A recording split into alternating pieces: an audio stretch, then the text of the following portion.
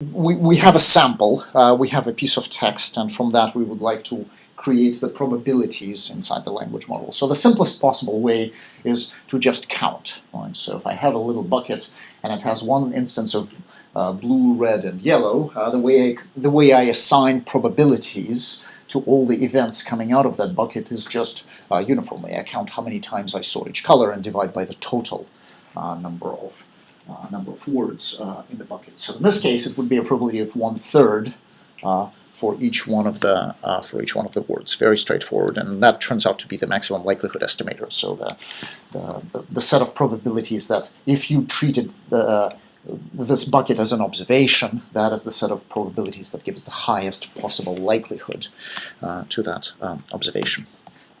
So it's nice and simple, but it does have some problems. So language is sparse. Any given document. Now remember, you're doing this on documents, so you're going to take a document and you're going to count how many times each word occurred in a document.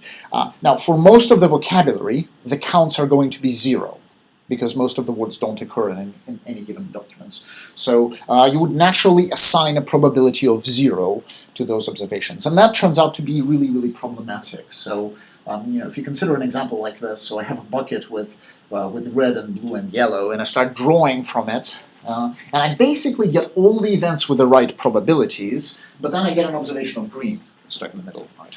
Now that bucket didn't contain a green ball, so the probability of getting green is 0, and that zeroes out the probability for the entire string. So any string that contained a word which didn't occur in the document would get a probability of 0, and that's something that is not particularly desirable. So you want to stay away from that.